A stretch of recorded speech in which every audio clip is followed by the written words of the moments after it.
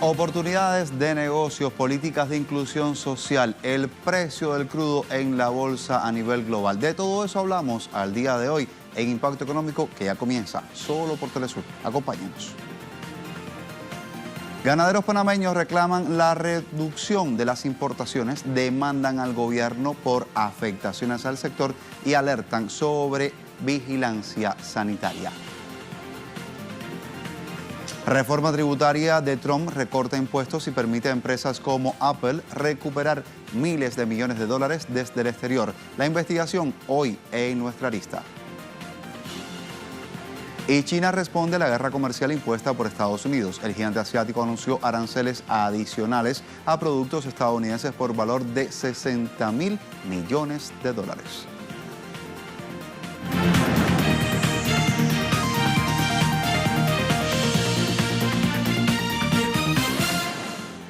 Productores ganaderos en Panamá reclaman al gobierno de ese país que disminuya las importaciones. El gremio asegura que las compras en el exterior afectan a los productores nacionales y atentan contra las medidas sanitarias establecidas. Veamos detalles. Miembros de la Asociación de Ganaderos Panameña levantaron su voz contra la competencia desleal que hay detrás de importaciones, ya que el precio de los productos foráneos llevan a la quiebra a los nacionales. Denuncian además que las importadoras crean un problema de salud porque traen a Panamá leche en polvo que luego es transformada en lácteo fluido, un proceso prohibido por las normas sanitarias. El pasado 26 de julio, productores de la Asociación de Ganaderos y la del Ganado de Carne y Leche de Alto Bayano exigieron la revisión de la ley creada por la Autoridad Panameña de Seguridad de Alimentos, que aprueba el ingreso de productos en detrimento del sector local. Asimismo, el sector registró recientes bajas en el porcentaje de financiamientos otorgados vía crédito. De acuerdo al Instituto Nacional de Estadística y Censo de la Contraloría, el Banco de Desarrollo Agropecuario aprobó 19.8 millones de dólares en financiamientos agrícolas entre enero y junio de este año, lo que representa una disminución de 37% en contraste con el primer semestre de 2017, cuando fueron destinados 31.6 millones de dólares en préstamos.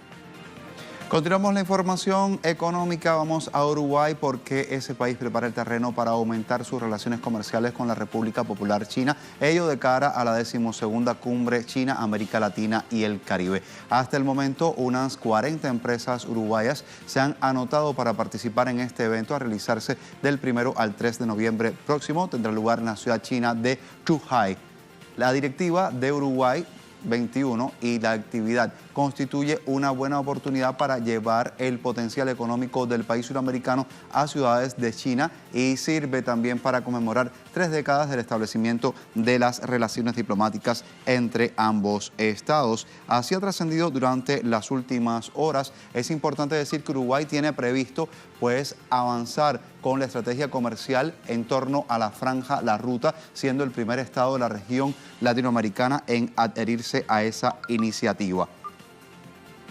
La agenda Cumbre China, América Latina y el Caribe incluye entre sus actividades conferencias y presentaciones, así como rondas de negocios que están previstas con visitas técnicas también a la par de todas esas actividades.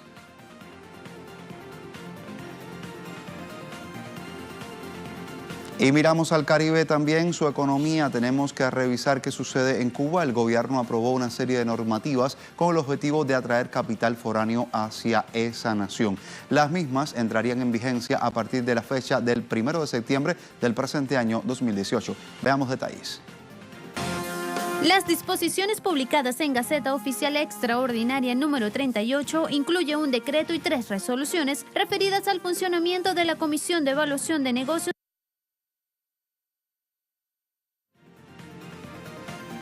Del tema le ampliaremos mucho más en próximas emisiones de Impacto Económico y también a lo largo de nuestra programación de Telesur. Avanzamos porque el gobierno ecuatoriano abrió licitaciones con empresas petroleras internacionales para de esta forma asumir el proyecto del complejo refinador denominado Manabí, localizado en la región occidental del mismo nombre. El ministro del Comercio Exterior del Ecuador sostuvo encuentros con representantes de empresas como Shell, Vitol, ExxonMobil, Valero Energy y también miembros de empresas vinculadas a la producción del crudo provenientes de la India, Corea del Sur, Rusia, China, los cuales expresaron su interés para invertir en sectores estratégicos. El proyecto de refinería Manabí requiere igualmente de una inversión que va desde los 8.000 hasta los 10.000 millones de dólares.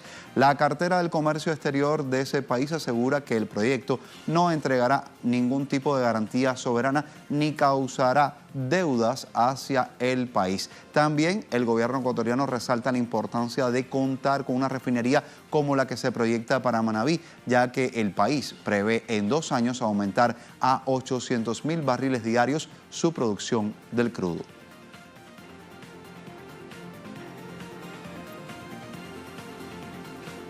Y también revisamos la realidad venezolana. ¿Por qué? Porque fortalece su potencial energético en materia de hidrocarburos. Así lo muestra uno de los portales locales. Hablamos de Últimas Noticias. Nos dice, PDVSA inicia acuerdo de reactivación de pozos junto a empresas nacionales. Y es que la Estatal de Petróleos de Venezuela, PDVSA, revisó alianzas estratégicas con 14 empresas nacionales que se sumarán con sus esfuerzos a este plan de producción 2018 con nuevos modelos de negocios que aseguran la expansión de la capacidad productiva dentro del país suramericano. El presidente de PDVSA, Manuel Quevedo, afirmó que para la ejecución de este plan se cuenta con recursos económicos, también con experticia de empresas que han sido seleccionadas y también tienen incluida, y algo muy importante, la tecnología adecuada. Para la reactivación de pozos se buscaron empresas mayoritariamente venezolanas por mandato del propio presidente Nicolás Maduro para que sea la propia mano de obra nacional la que reimpulse a PDVSA. El plan iniciará en una primera etapa con una reactivación de los pozos productores de crudo que están condensados, también con los livianos y los medianos. De esto ya se habla y tendremos mucho que contarle en cuanto el plan comience a avanzar mucho más. De inmediato se impone que revisemos los indicadores petroleros de esta jornada de viernes. El precio del petróleo intermedio de Texas, WTI, perdió 1.16% con respecto al valor del jueves y marcó $68.21 cada barril. Mientras el barril del Brent de referencia en Europa marcó $73.01 con un descenso de 0.49% en contraste con la jornada precedente. Mientras que el crudo venezolano subió este 3 de agosto a $67.42, lo que equivale al valor de un petro, la criptomoneda creada por el gobierno del país suramericano.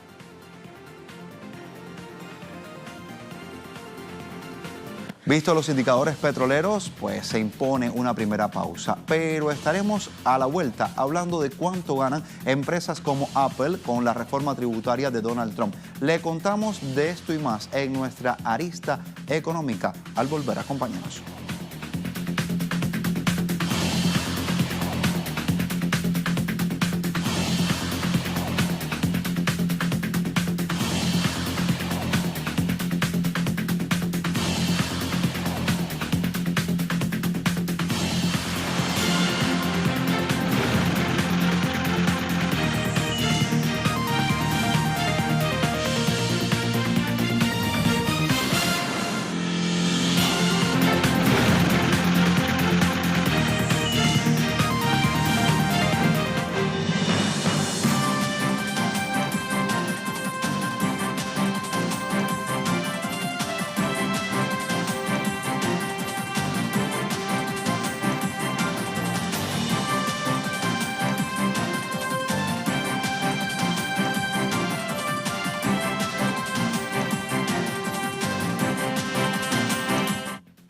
Reforma fiscal, tecnología, de eso hablamos en nuestra lista económica. Durante años, el director ejecutivo de Apple, Tim Cook, había pedido a Washington que le hiciera menos costoso a su empresa recuperar los miles de millones de dólares que mantiene en el extranjero. Finalmente, Donald Trump le hizo realidad este deseo a la Apple, convertida ahora en la primera empresa que cotiza en la bolsa con un valor de $1 billón. Y gracias a la reforma tributaria que contempla el recorte de esos impuestos y es importante decirlo, el más radical que tiene lugar en 30 años. Y no solo Apple podrá hacerlo, pues le contamos, es una noticia que seduce a empresarios, a inversionistas, a los ricos, pero que no genera beneficios significativos a la economía real. Les contamos también el porqué.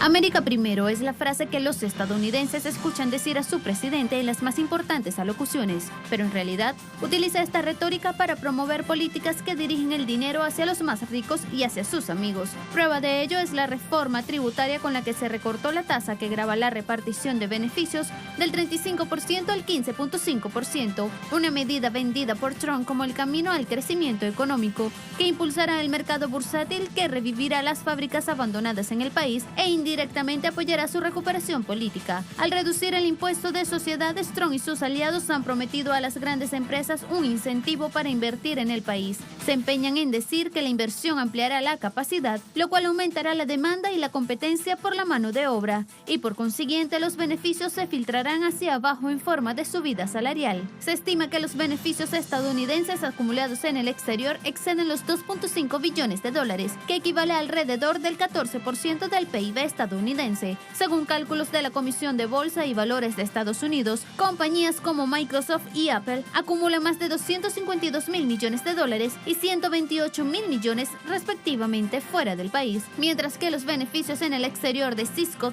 Oracle, Alphabet y Johnson & Johnson suman conjuntamente más de 215.000 millones de dólares. Esos números, en el marco de la reforma tributaria, llegaron a algunas voces expertas a augurar que la amplia rebaja produciría un aumento del retorno de fondos por parte de las empresas tecnológicas de gran capitalización, con el fabricante del iPhone a la cabeza.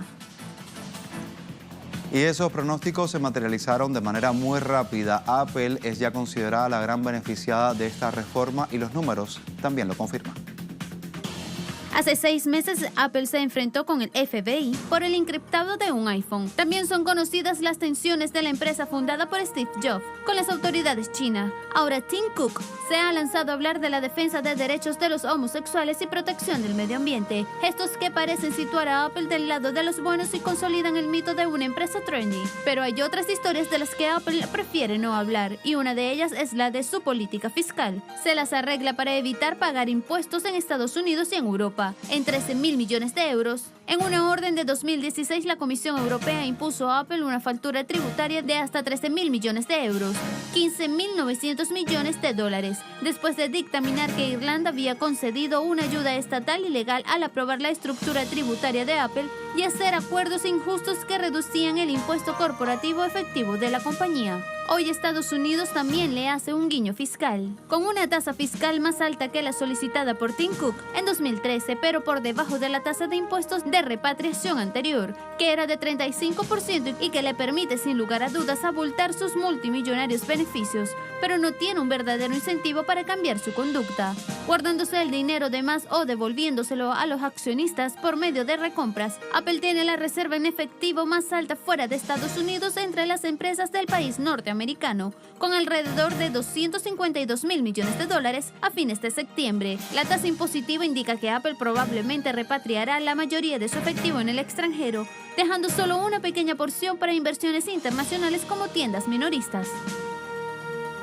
Y realmente los beneficios no se traducen en una reinversión del dinero en trabajadores estadounidenses, ni tampoco mediante la expansión de sus operaciones, mucho menos en la cadena de suministros para el hogar. Y qué hablar, no se puede ni pensar de los aumentos salariales sustanciales para los empleados estadounidenses. Una realidad que seguimos revisando.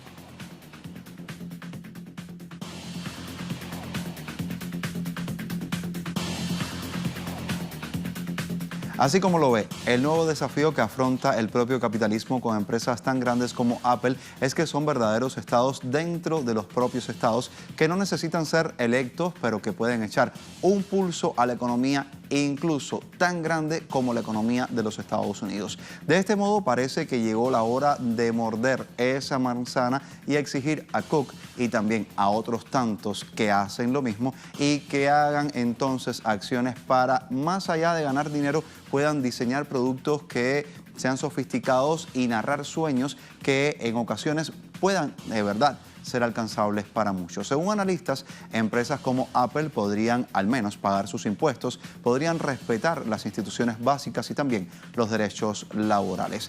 Así cerramos nuestra arista económica. Hay mucho más que queremos comentar junto a usted. Lo haremos al volver. Revisaremos cómo China responde a los aranceles de Donald Trump con la misma medicina que que él le había proporcionado. Pausa, ya regresamos con más Impacto Económico.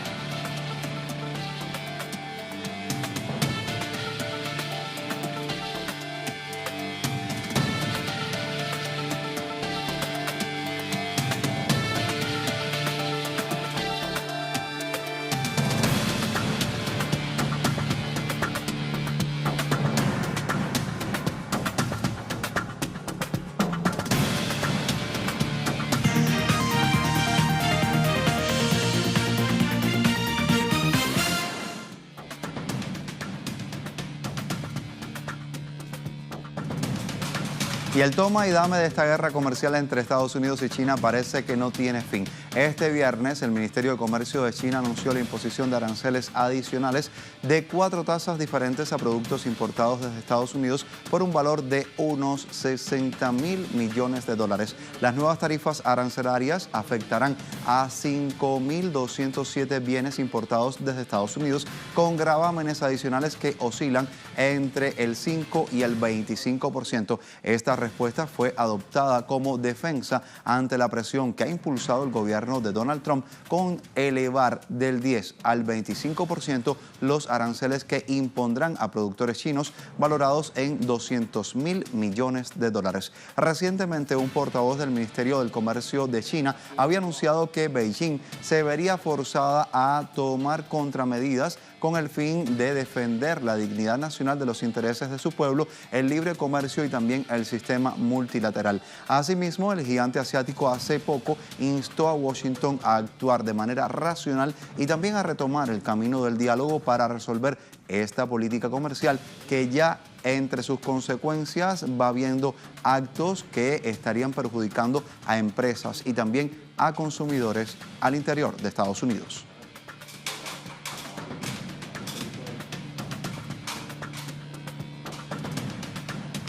Y en el marco de la cumbre de la ASEAN que se desarrolla en Singapur, el canciller chino Wang Yi dijo que Beijing y la Unión Europea alcanzaron un consenso sobre los asuntos del comercio global luego de una reunión con la jefa de la política exterior del bloque comunitario, Federica Mogherini. Le contamos más. Escúchelo usted. Acabo de tener una reunión con el delegado de la Unión Europea. Llegamos a un consenso sobre muchos asuntos. Lo más importante era mantener el multilateralismo y oponernos a los actos unilaterales, proteger el sistema de comercio global basado en normas. China y Europa se unen en esto. Nuevamente confirmo, está muy claro. Estamos parados del lado de un comercio libre y justo que beneficie a todos, en lugar de dañar las guerras comerciales, y estamos del lado de la paz y la seguridad, porque sabemos que los conflictos en nuestros tiempos tienen consecuencias globales. Y Rusia lidera el mercado energético europeo. Surge entonces la interrogante de por qué Estados Unidos no logra librarse de Rusia dentro de este mercado del gas en esa región. El portal web Sputnik nos tiene esa respuesta. En un contexto de numerosas declaraciones de políticos europeos sobre la necesidad de diversificar el origen de sus importaciones energéticas, atrayendo incluso a proveedores de Estados Unidos, la rusa Gazprom parece ir camino a conseguir un nuevo récord en suministros de ese viejo continente. Los suministros del gas ruso a Europa en julio alcanzaron, escuche bien, la cifra de 19.000 millones de metros cúbicos y en total, en lo que va del presente año, se han exportado ya actualmente más de 117.000 millones de metros cúbicos, lo que supone un crecimiento del 6% con respecto a similar fecha del año anterior. Los países del bloque comunitario en donde más creció la demanda del gas fueron los Países Bajos con un 53.8%, le sigue Austria en un 48.3% y Croacia con un 40.1%.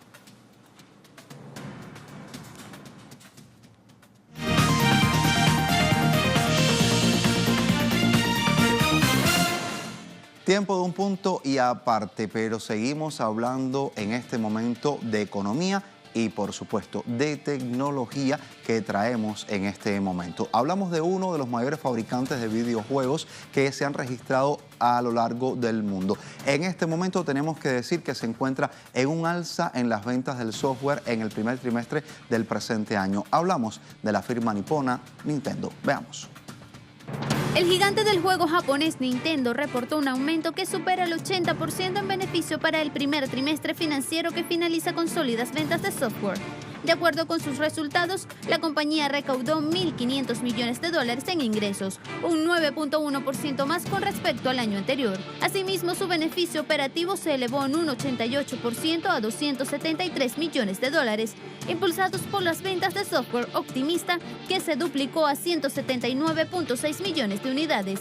Sin embargo, las ventas de su Switch con 2, su consola con 2 controles, cayeron ligeramente de 1.970.000 unidades un año antes a 1.880.000 unidades. Pero a pesar del crecimiento más lento en hardware durante el periodo, Nintendo dijo que no va a revisar el objetivo de la venta de 20 millones de unidades de conmutación para el año financiero 2018, teniendo en cuenta que el producto ha permanecido una consola muy popular entre los jugadores de juegos de lucha en línea. La compañía está planeando lanzar un servicio de pago en línea para Switch en septiembre. Y así con este punto y aparte, revisando lo que sucede con Nintendo, llegamos al final de nuestro impacto económico por hoy y por la semana. Gracias a todos por la preferencia. Seguimos interconectados en redes sociales. @TelesurImpactoE, @TelesurTV y @YosmaniTelesur. Hasta la próxima. Continúe con nosotros.